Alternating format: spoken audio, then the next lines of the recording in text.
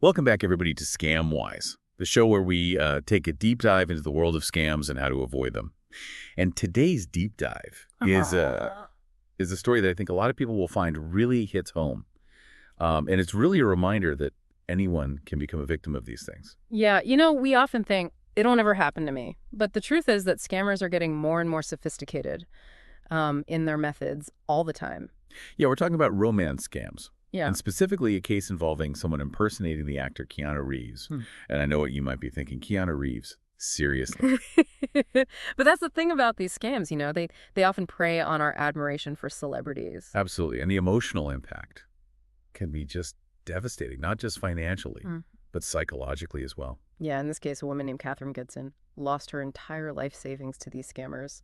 And it's left her in a really, really heartbreaking situation. It really underscores the importance of awareness and understanding how these scams operate. So let's unpack this a little bit.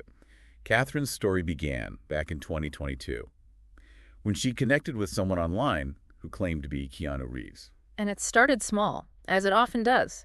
The scammer asked Katherine for a seemingly insignificant gift card, just $500 to prove her intentions.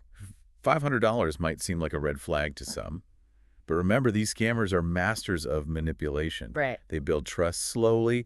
They carefully craft their approach. They're often targeting individuals who might be feeling lonely or vulnerable, looking for connection. And Katherine unfortunately fit that profile. What's interesting is that Katherine wasn't completely naive. She had her doubts. She even questioned the voice on the phone when she finally spoke to this Keanu. But the scammers had a plan for that too. When Katherine posted a warning online about the imposter, she received a message from another Keanu, claiming to be the real deal. It's like something out of a movie.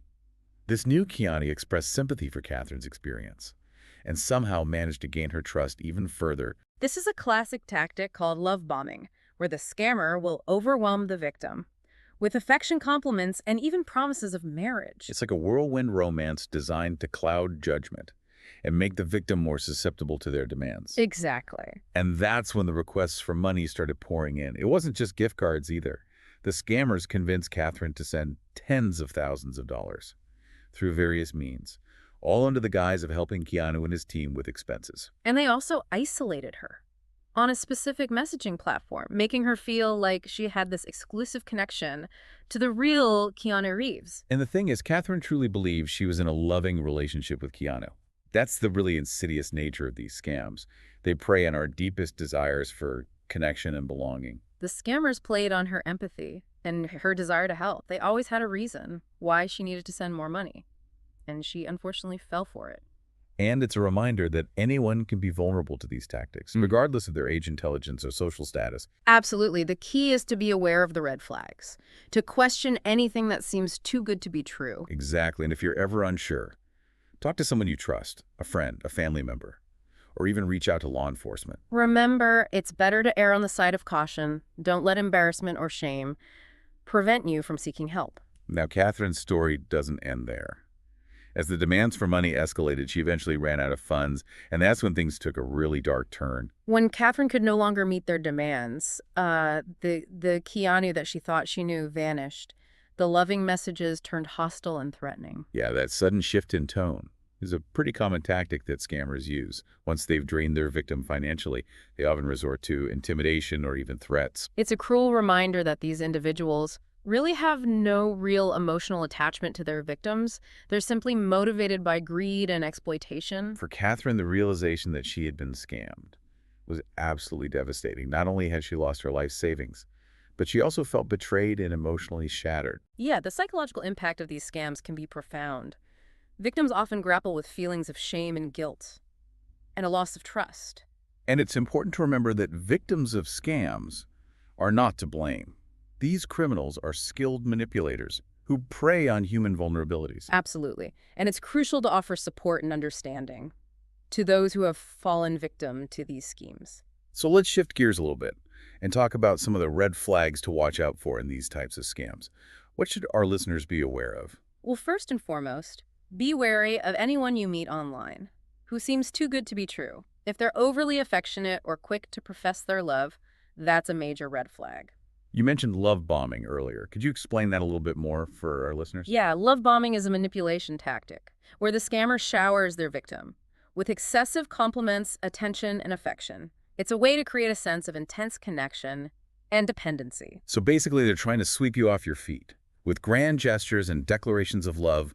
Exactly, and it can be very effective, especially for individuals who might be feeling lonely or isolated. What are some other red flags to be aware of? Well, pay attention to how they communicate. Do they try to move the conversation off the dating site or social media platform to a private messaging app? That's a tactic to isolate you from your support network. Yeah, it's like they're creating a bubble where you only have their version of events to rely on. Exactly. And of course, any requests for money are a huge red flag, especially if they come with elaborate stories or excuses. You know, you mentioned gift cards earlier. Why are those such a common request in these types of scams? Gift cards are a scammer's dream because they're virtually untraceable. Once the scammer has the code, the money is gone, and it's very difficult to recover. So even if you think you're helping someone you care about, sending money via gift card is a risky proposition.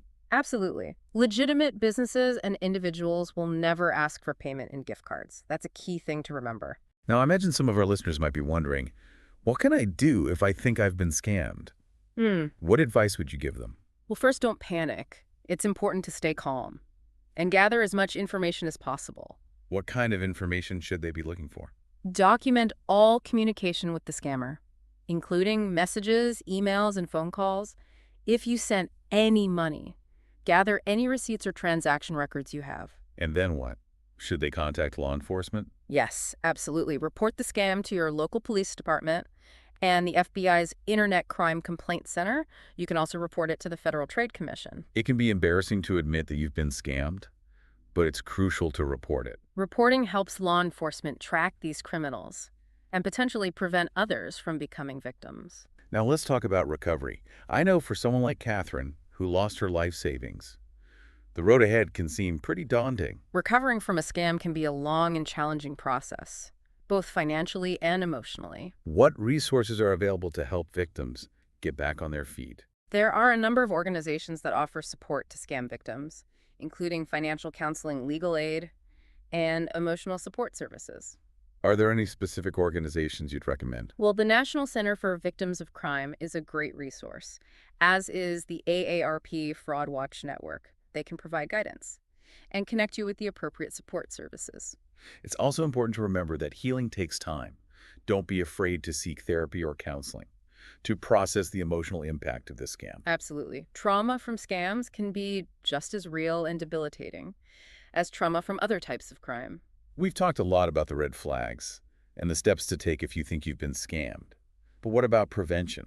What are some proactive measures our listeners can take to protect themselves? One of the best things you can do is to be skeptical of unsolicited messages or friend requests from people you don't know. Especially if those messages are overly flattering or try to create a sense of urgency. Exactly. And be wary of anyone who asks for personal information or financial details online.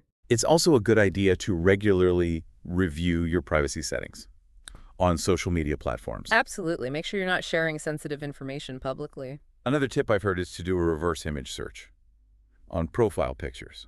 That's a great idea. If the picture shows up on multiple profiles or seems out of place, that could be a sign of a fake account. And of course, education is key. The more you know about the different types of scams out there, the better equipped you'll be to spot them. Absolutely. Welcome back to Samwise. We've been talking about the impact of romance scams and using Katherine Goodson's story as a powerful example. A reminder that these scams are more common than we might think. Right, and they can happen to anybody. And we've talked about red flags and the tactics that scammers use. And staying vigilant online. Yeah, but I think it's important to emphasize Absolutely. that it's not just about protecting your money. It's not just about the money, Ken, these scams. Right. They can really have a profound impact on your emotional well-being as well. You know, imagine that feeling of betrayal, the shattered trust when you realize that the person you thought you were connecting with Right. never truly existed. It's a form of emotional abuse. Yeah. Really. And the recovery process can be long and difficult. Absolutely. Victims often blame themselves. Right? They feel foolish or naive for falling for the scam, but it's important to remember that these scammers are experts. Yeah. At manipulation, they prey on vulnerabilities Right. and exploit our deepest desires for connection and love. It's not your fault if you've been scammed. It's not. And there's help available. Yes. We talked about some resources earlier. Right. But I want to reiterate that reaching out to support organizations Yes. like the National Center for Victims of Crime or the AARP Fraud Watch Network can be incredibly valuable. They can provide guidance to connect you with counseling services and help you navigate the legal and financial complexities Yeah? of recovering from a scam. So as we wrap up this deep dive into romance scams, what are some key takeaways you want our listeners to remember? Well, first and foremost, knowledge is power. The more you understand about how these scams operate, the better equipped you'll be to protect yourself. Don't be afraid to be skeptical. Right. Question anything that seems too good to be true. Exactly. Trust your gut instincts if something feels off. Yeah, It probably is. it probably is. And remember, you're not alone. Right. If you've been scammed, reach out for help. There are people who understand what you're going through and can provide support and guidance. Well, thanks for sharing your insights today. This has been a really eye-opening conversation. My pleasure, Ken. It's been great to be here. And to all of our listeners out there, stay vigilant, stay informed, and stay connected. Remember, we're all in this together. Absolutely. And if you found this deep dive helpful, please share it with your friends and family. Yes. Spreading awareness is one of the best ways to combat scams. And don't forget to subscribe to ScamWise for more insights on recognizing and avoiding scams. You can find us on YouTube. Leave us a comment or send us a message. We love hearing from you. You do. Until next time, stay safe and scam-wise, everyone. Thanks for listening.